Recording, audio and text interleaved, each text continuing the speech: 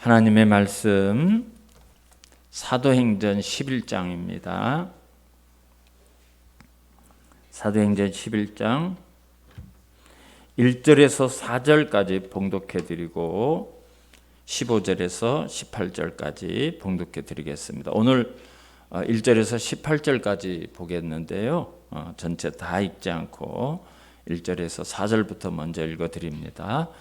유대에 있는 사도들과 형제들이 이방인들도 하나님의 말씀을 받았다 함을 들었더니 베드로가 예루살렘에 올라갔을 때에 할례자들이 비난하여 이르되 내가 무할례자의 집에 들어가 함께 먹었다 하니 베드로가 그들에게 이 일을 차례로 설명하여 15절로 넘어가겠습니다. 내가 말을 시작할 때 성령이 그들에게 임하시기를 처음 우리에게 하신 것과 같이 하는지라. 내가 주의 말씀에 요한은 물로 세례를 베풀었으나 너희는 성령으로 세례를 받으리라 하신 것이 생각났노라. 그런즉 하나님이 우리가 주 예수 그리스도를 믿을 때에 주신 것과 같은 선물을 그들에게도 주셨으니 내가 누구에게 하나님을 능히 맡겠느냐 하더라. 그들이 이 말을 듣고 잠잠하여 하나님께 영광을 돌려 이르되 그러면 하나님께서 이방인에게도 생명 얻는 회개를 주셨도다 하니라. 아멘. 할렐루야. 지난 주일에 베드로가 이방인 고넬료의 집에 들어가서 그들과 함께 식사를 하고 그 가족과 그 친구들이 다 모여서 며칠을 함께 교제를 하고 이제 그곳에서 설교도 하고 그들에게 세례까지 주고 예루살렘에 돌아왔어요. 근데 막상 예루살렘 교회에 와보니까 예기치 않는 사태가 베드로를 기다리고 있는 거예요. 그것은 베드로가 한 일에 대해서 교인들이 단단히 지금 벼르고 있는 겁니다. 벼르고 있어요. 우리가 2절 3절을 다시 한번 보겠습니다. 2절 베드로가 예루살렘에 올라갔을 때 할례자들이 비난하여 이르되 내가 무할례자의 집에다가 함께 먹었다 하니 그랬어요. 여러분 여기 할례자들 무할례자들 이 두 종류 사람이 나오죠. 할례자들이라는 것은 유대인들을 말하는 거예요. 유대인들을. 그리고 무할례자들이라는 것은 거기에 벌써 경멸과 모멸과 부정한 그런 족속 인간들 그 내용이 담아져 있는 단어입니다. 너 하나님의 택한 백성도 아닌 그 부정한 인간들과 함께 밥도 먹고 그랬다며. 이 사도행전을 기록한 누가가 예루살렘 성도들의 마음을 할례자 무할례자 이렇게 표현을 한 거예요. 무할례자 부정한 것들, 우리와 다른 것들, 인간도 아닌 것들 그런 뜻이에요. 어째서 당신은 사도가 돼가지고 그런 부정한 인간들 집에 들어가 거기서 밥도 먹었다며 그들과 며칠 교제도 나누었다며 심지어 세례까지 줬다면서 어떻게 그런 일을 당신은 할 수 있어? 여러분 여기 간단하게 기록되어 있지만 막 분쟁이 일어난 거예요. 그래서 베드로가 5절 말씀을 보면 이르되 여러분 거기서 있었던 이야기를 거기서 있던 사건을 제가 설명을 드리겠습니다. 그래서 5절부터 18절까지의 내용이 거기서 어떤 일이 있었는가 베드로가 이제 자세하게 설명을 드렸어요. 그래서 그 설명을 듣고 성도들이 엄청난 충격을 받았지만 하나님의 뜻을 깨닫습니다. 하나님의 뜻. 18절 말씀이에요. 18절. 그들이 이 말을 듣고 잠잠하여 하나님께 영광을 돌려 이르되 그러면 하나님께서 이방인에게도 생명 얻는 회개를 주셨도다 하니라. 그러면 도대체 어떻게 갑자기 그렇게 베드로 너 오기만 해봐라. 절대 우리가 가만 안 둬. 이렇게 벼르고 비난하던 그런 성도들이 베드로의 말에 동의를 하고 오히려 하나님께 영광을 올리는 상황이 되었을까? 우리가 이제 그 내용을 오늘 함께 살펴보면서 또 은혜를 받고자 합니다. 베드로가 흥분하고 자기를 비난하고 있는 예루살렘 교인들에게 첫 번째 소개한 것은, 여러분, 내가 이런 경험을 했습니다. 내가 요바에 있으면서 이런 경험을 했습니다. 그 이야기를 한 거예요. 우리가 지난 시간에 본 내용입니다.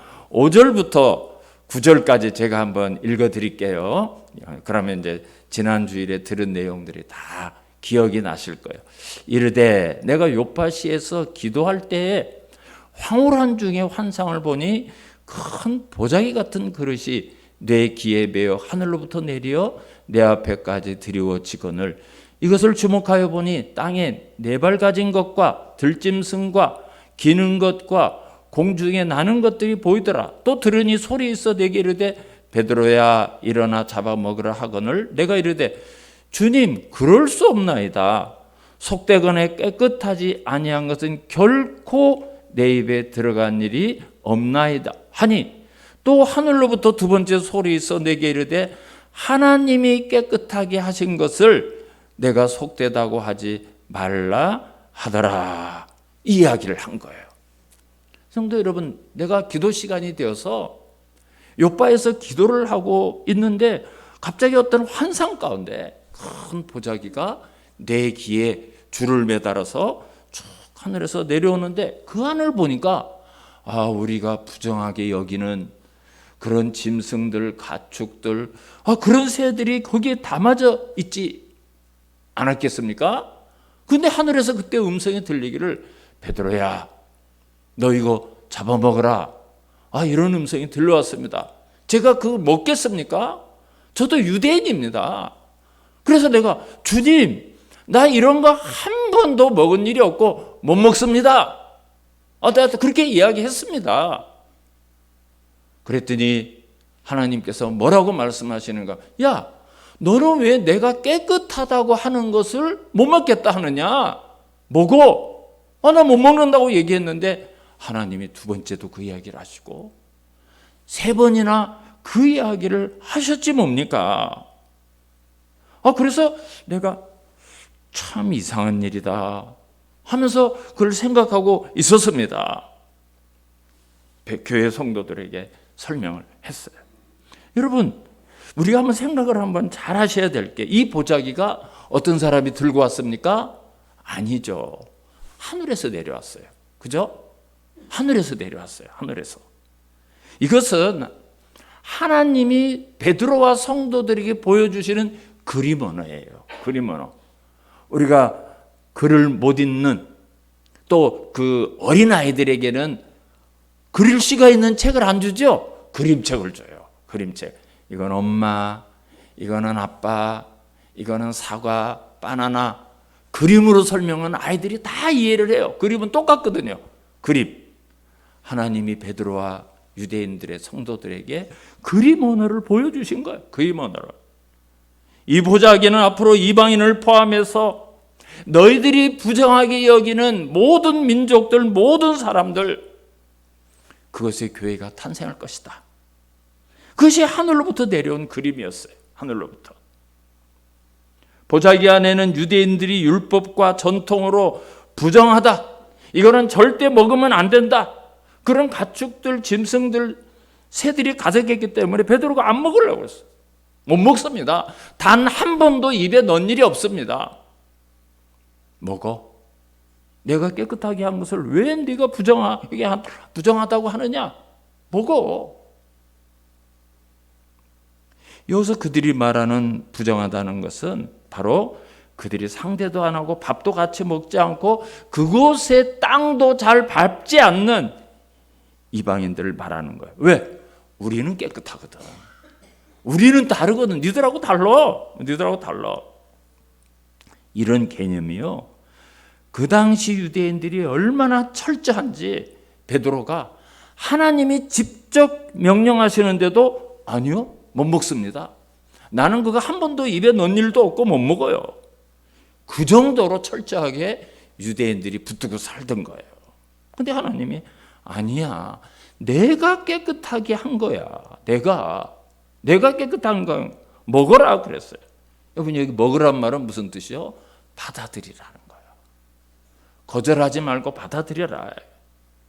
이것이 바로 하늘로부터 내려온 보자기의 그림이었어요. 베드로가 자기의 본 환상을 다 이야기했어요. 근데 두 번째는 무슨 내용이 등장을 하는가 하면 10절, 11절을 한번 보겠습니다. 이런 일이 3번 있은 후에, 여러분 이런 일이 3번이나 있었습니다. 그런 환상이 내가 3번이나 보고 하나님이 3번은 말씀하셨어요. 모든 것이 다시 하늘로 끌려 올라가더라. 그런 다음에 그것이 하늘로 다 올라갔어요. 11절. 마침 세 사람이 내가 유숙한 집 앞에 서 있으니 가이사랴에서 내게로 보낸 사람이라 그랬어요. 세 사람이 그 일을 끝나고 보니까 세 사람이 날 찾아왔어요. 가이사랴에서 왔대요. 이것도 고넬료가 사도인 베드로가 요빠에 있다는 소문을 듣고 찾아온 것이 아니죠. 그죠? 그것도 아니에요. 고넬료가 이방인인데 참 신기하게 어떻게 여호와 하나님을 믿게 돼서 그 하루에 3번 정해진 기도 시간에 기도하는 중에 하나님이 환상을 보여주신 거예요. 고넬료야, 저 요빠라는 곳에 가면 베드로가 예루살렘에서 와서 지금 무두장이 시몬의 집에 있는데 그 사람을 초청하다가 구원의 복음을 들어라. 이게 고넬료에게 나타난 환상이었습니다. 그래서 고넬료가 부하 2사람과 하인 1사람, 이 3사람을 베드로에게 보낸 거예요. 그런데 오늘 말씀 가운데 몇 가지 중요한 구절이 몇 군데 있는데요. 12절도 매우 중요합니다. 12절을 한번 보시겠습니다. 성령이 내게 명하사 아무 의심 말고 함께 가라 하심에 이 6 형제도 나와 함께 가서 그 사람의 집에 들어가니 그랬어요. 여기 6 형제, 이곳에 함께 서 있는 6명의 형제들도 함께 나와 함께 그곳에 갔습니다. 그랬어요. 베드로가 고넬료의 집에 갈 때 혼자 간 게 아니에요. 혼자 간 게. 무두장이 시몬의 집에 있던 사람 가운데 6명, 자기까지 합해서 7명이 고넬료의 집에 간 거예요. 근데 그 사람들이 다시 예루살렘에 올 때 베드로와 함께 왔어요. 6명이. 그러니까 여기 서 있는 이 6명, 나까지 해서 7명이 고넬료의 집에 가 있다가 오늘 이곳에 함께 왔습니다. 그 이야기를 하는 거예요. 그러니까 여러분 여기 있는 6명은 베드로와 함께 고넬료의 집에 가서 그곳에 임하는 성령님께서 함께 임하는 것을 같이 체험한 거예요. 그리고 이 6명은 베드로가 설교하는 것도 보고 그들과 함께 식사도 했고 교제도 했고 결국 하나님의 구원이 이방인에게도 임한다는 것을 함께 체험한 사람들이에요. 6명이. 그러니까 베드로까지 7명이 그것을 본 거죠. 그리고 다시 베드로가 예루살렘에 돌아올 때 이 6명도 함께 따라온 거예요. 이 6명도. 이 6 형제도 나와 함께 가서 그 사람의 집에 들어갔습니다. 그렇게 얘기했어요. 여러분 이 7이라는 증인이 왜 중요한가 하면 당시 유대법이나 로마법이나를 막론하고 그 시대의 모든 재판에서 반드시 증인은 2명이야 있어요. 2명 이상. 2명. 왜 그런가 하면 여러분 증인이 없으면 증명할 방법이 없잖아요. 여러분들도 아마 그런 경험이 있으실 거예요. 어떤 사람이 막 나에 대해서 거짓말을 하는 거예요.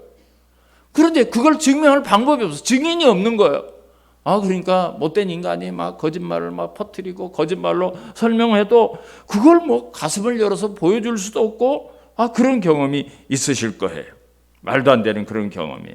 그래서 증인이 반드시 필요한데 그 당시 법으로는 2명의 증인이 있어야 돼요. 왜 그런가? 한 명은 못 믿겠다는 거죠.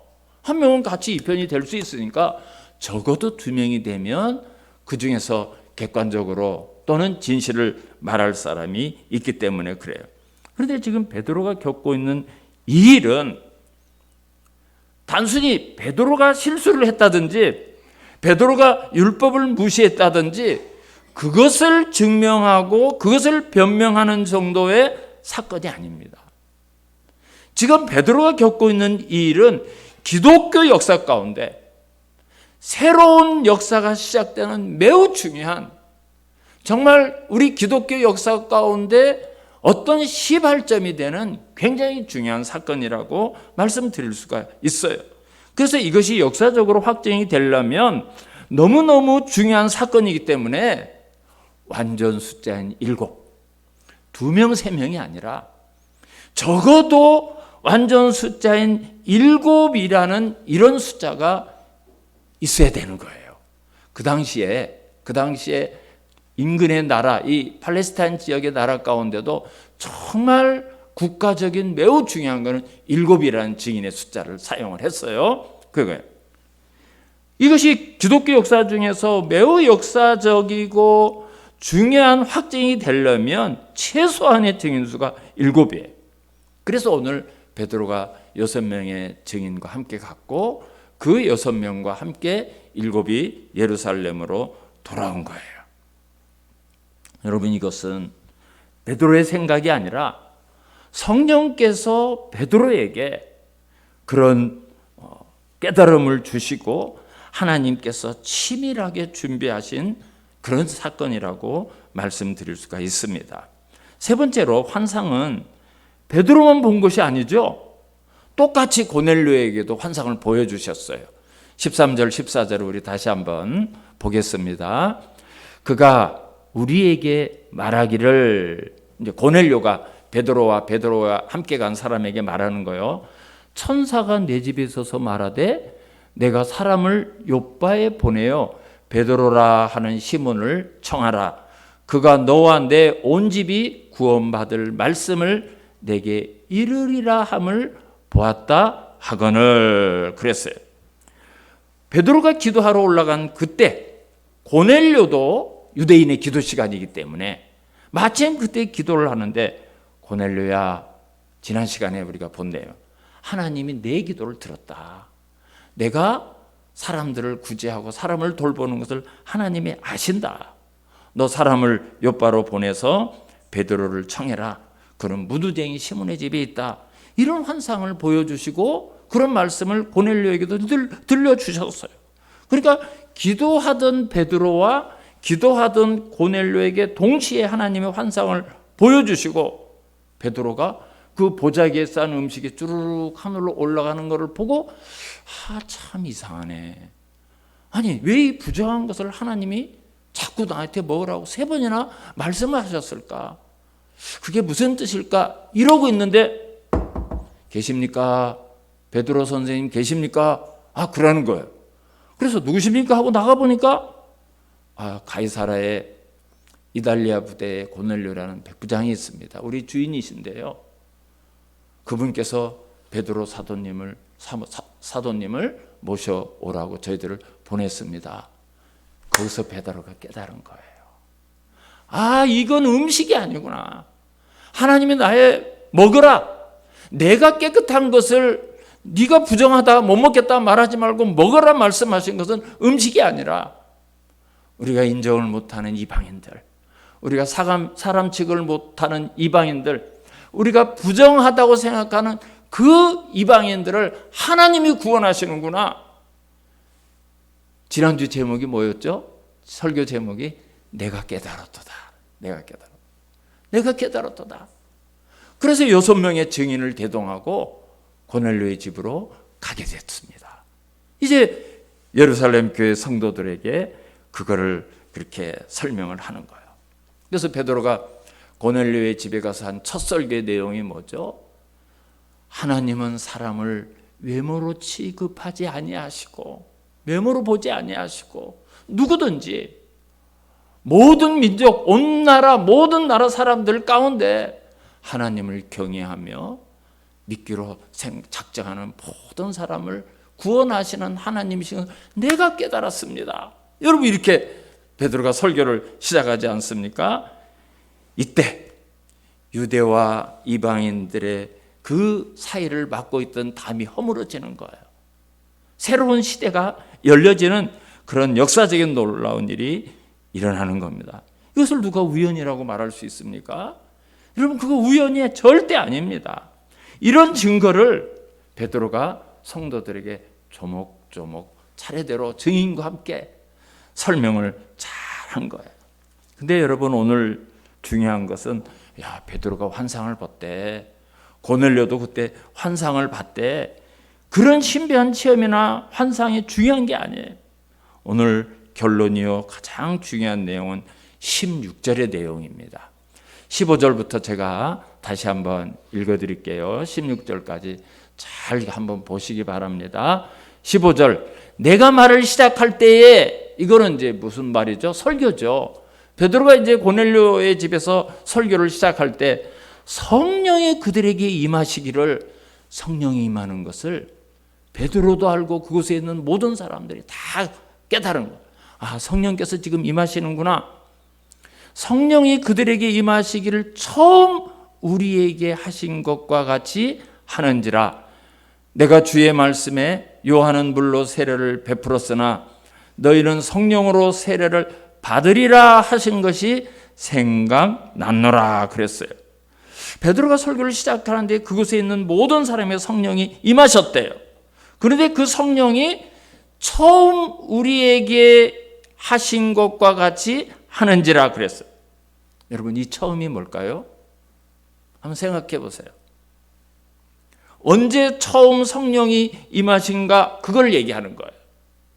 사도행전 2장에 나오는 오순절 마가의 다락방에서 성도들이 약속하신 것을 기다리고 있는 그곳에서 기도하며 성령이 임하시기를 기도하던 그 성도들에게 임했던, 공개적으로 성령이 임했던 사건을 이야기하는 거예요.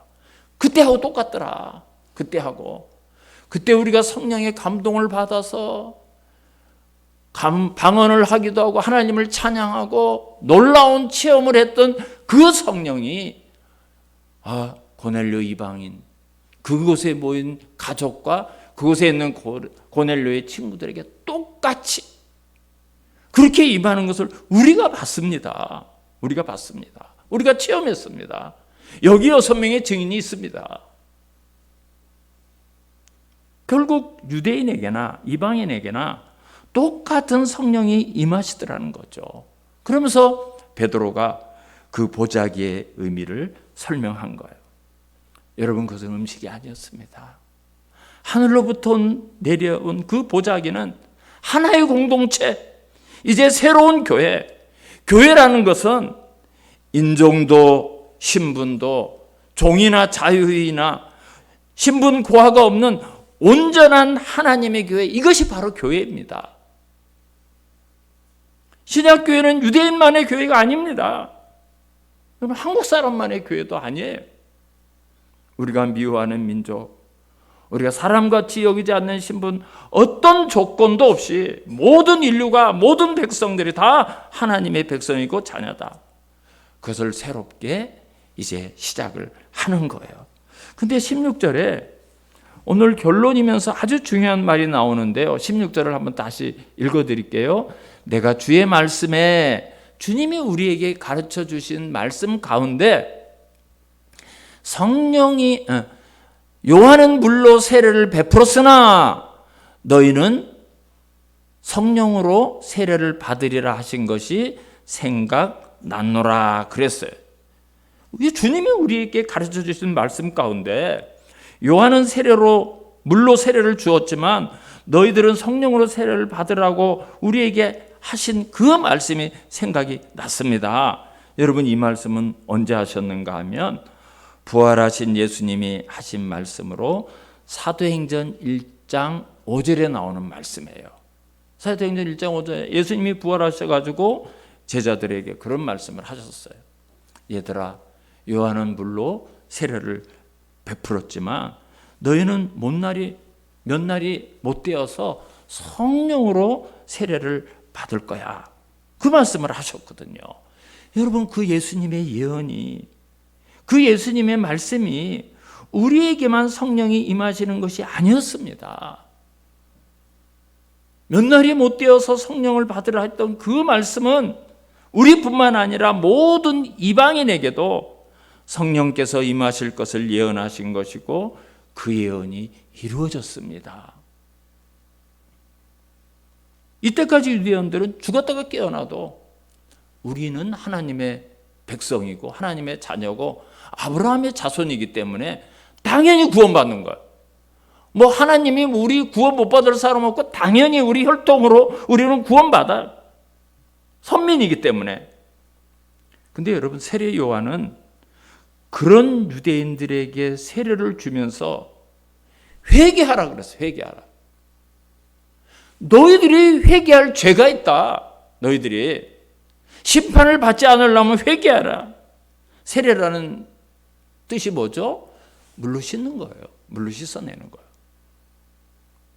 너희에게도 물로 씻어내야 될 그런 더러운 것이 죄가 있기 때문에 세례를 받고 죄사함을 얻고 구원을 얻어야 된다. 이것이 세례 요한이 선포했던 내용이고 물 세례를 주었던 이유였어요. 근데 여러분, 세례 요한이 그 이야기를 한 다음에 뭐라고 했는가를 성경은 문맥을 함께 봐야 돼요. 내 뒤에 오시는 이는 나보다 능력이 많으시니 나는 그의 신을 들기도 감당하지 못하겠노라 그랬어요. 요한 뒤에 오시는 분이 누구죠? 예수 그리스도예요. 나는 그분의 신을 들기도 감당하지 못하는 사람이다. 그러면서 뭐라고 했는가 하면 그는 성령과 불로 세례를 베푸실 것이요 그랬어요. 그 예수 그리스도는 성령과 불로 세례를 베푼다.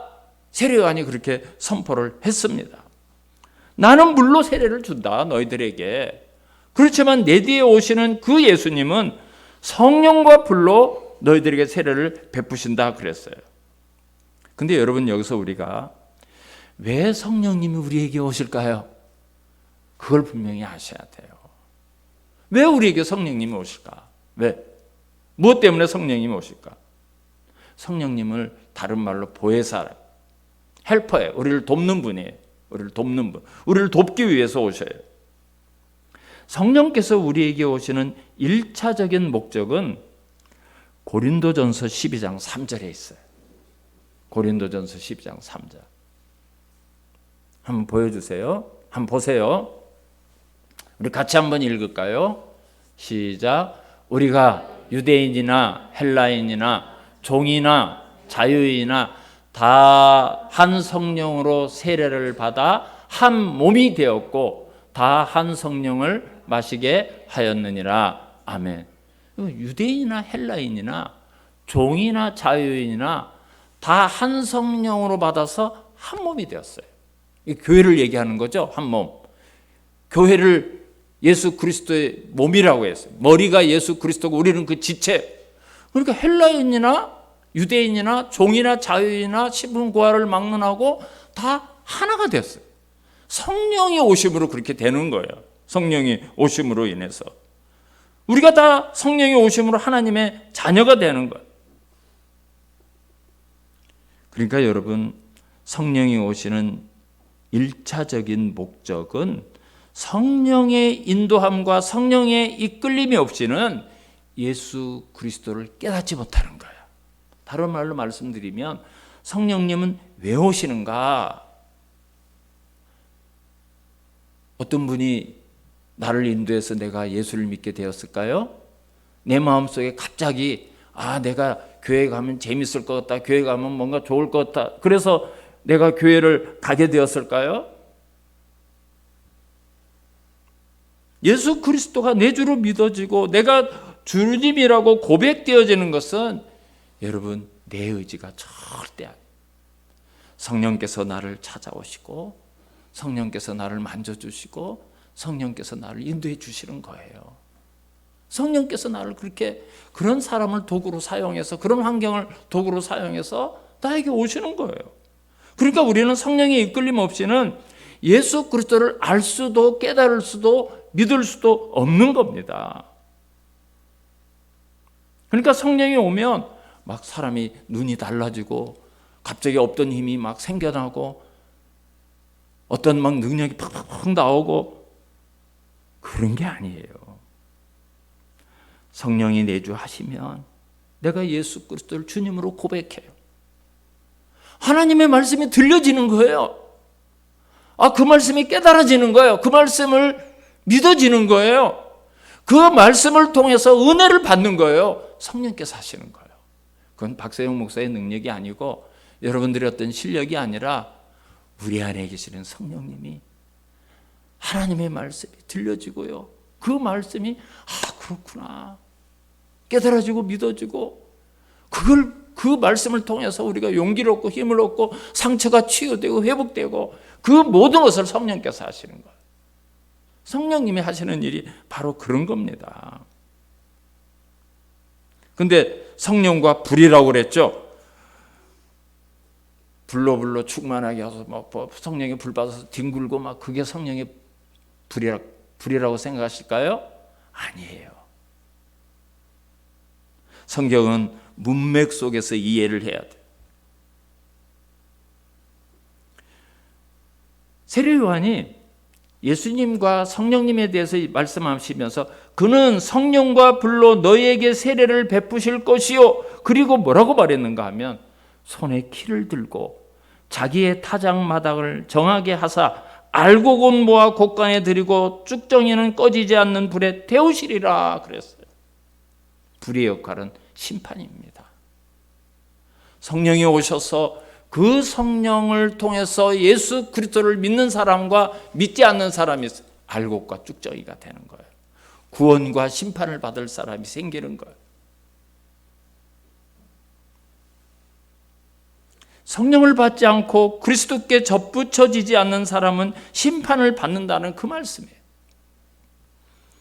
이제 결론적으로 사도행전 본문 16절 성령 세례에 대해서 조금 말씀을 드리겠습니다. 사도행전 11장 오늘 본문에 나오는 이 성령 세례의 개념을 가장 잘 설명한 말씀이 고린도전서 12장 13절 조금 전에 우리가 함께 본 내용인데요. 거기 보면 우리가 유대인이나 헬라인이나 종이나 자유인이나 다 한 성령으로 세례를 받아 한 몸이 되었고 그랬어요. 다시 말해서 베드로가 예루살렘 교인들에게 고넬료 가정에서 있었던 일과 그곳의 성령 세례를 이야기할 때 바로 이거를 이야기한 거예요. 우리가 성령 세례를 받았고 이방인 고넬료도 그곳에 성령님이 오셨으니까 우리 모두 하나입니다. 그게 바로 교회입니다. 베드로가 이걸 말하고 싶었던 거예요. 왜? 지금까지 유대인들은 자기들만 구원을 받는 거예요. 그러니까 신약의 성도들도 우리만 그리스도인의 지체가 될 수 있는 거예요. 우리만 성도가 될 수가 있는 거예요. 근데 베드로가 여러분 이방인에게도 성령이 임했습니다. 그곳에 성령께서 임했습니다.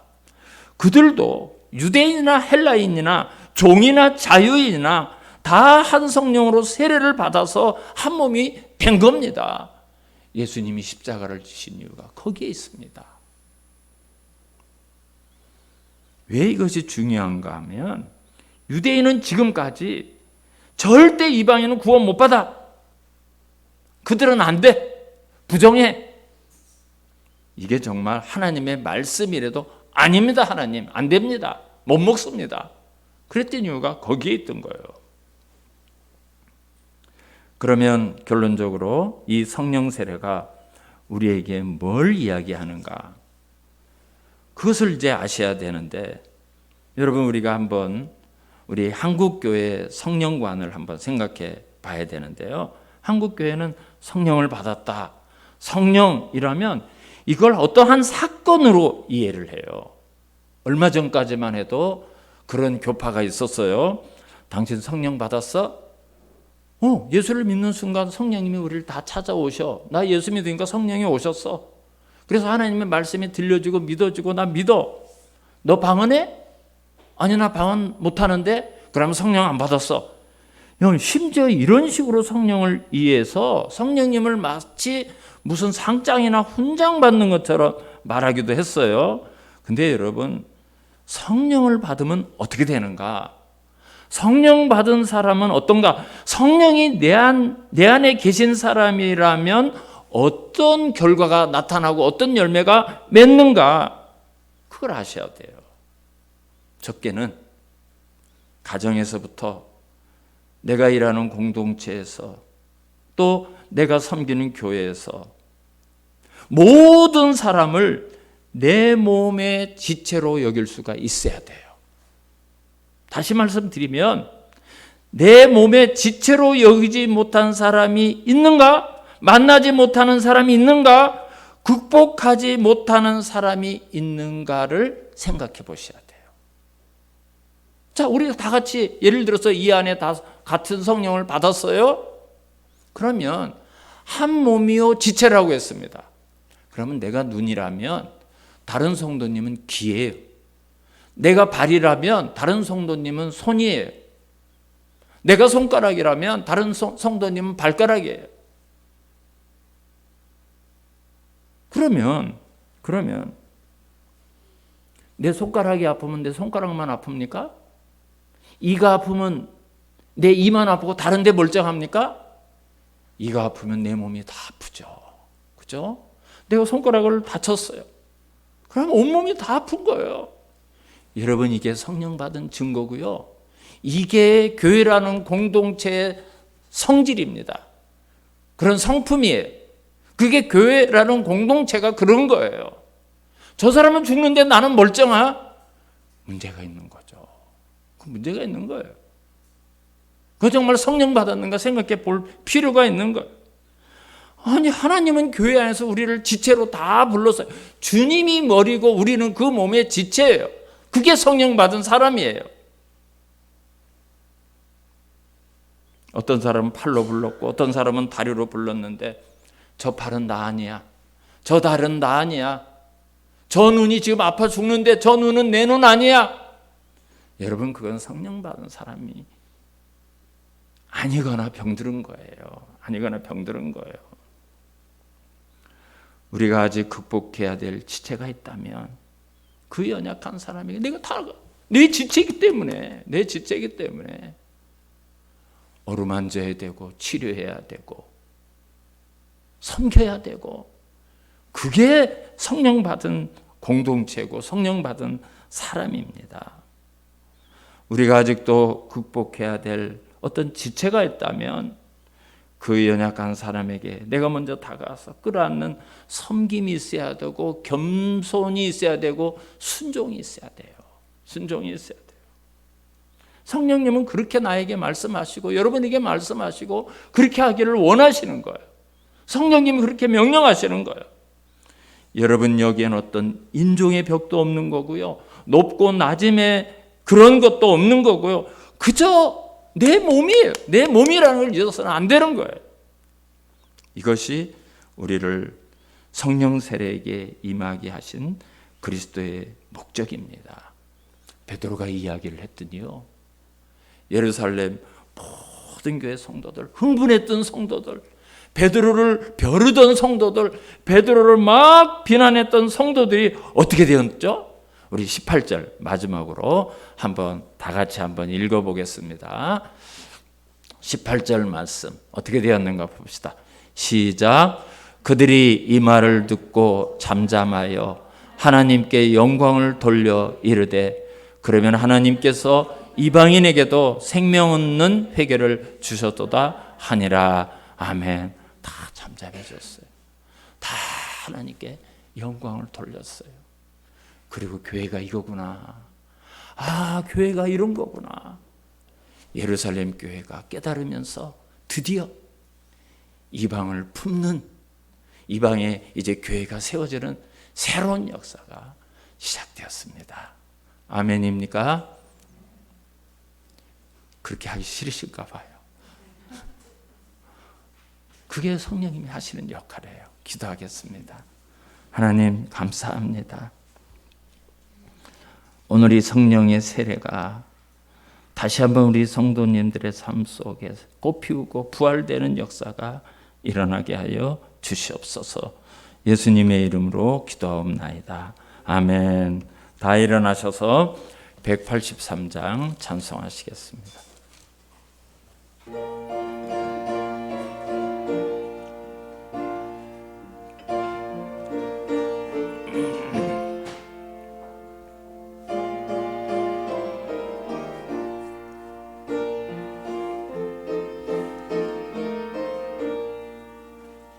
빈들의 마른 풀같이 시들은 나의 영혼, 주님이 약속한 성령 간절히 기다리네.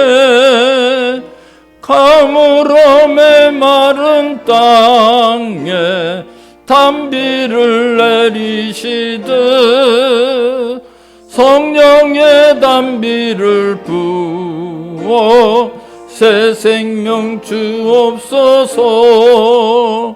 반가운 빗소리 들려 산천이 춤을 추네. 봄비로 내리는 성령 내게도 주옵소서.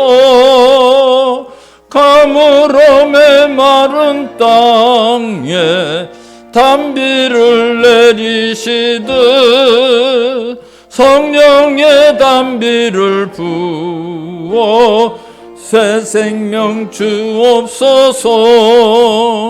절 따라 우로를 내려 초목이 무성하니 갈급한 내 심령 위에 성령을 부소서. 가물어 메마른 땅에 단비를 내리시듯 성령의 단비를 부어 새 생명 주옵소서. 잠대신 사랑의 언약 어길 수 있사오랴. 오늘의 흡족한 은혜 주실 수 믿습니다. 가물어 메마른 땅에 단비를 내리시듯 성령의 단비를 부어 새 생명 주옵소서. 아멘. 이제는 우리 주 예수 그리스도의 은혜와 하나님 아버지의 극진하신 사랑과 성령님의 교통 감화 위로 인도하심이 성령을 받은 성도로서 성령의 열매를 맺으며 살기를 소원하는 사랑하는 성도들 머리 위에 가정과 직장과 모든 삶의 터전 위에 이제로부터 영원토록 함께 있을지어다. 아멘. 주님 감사합니다.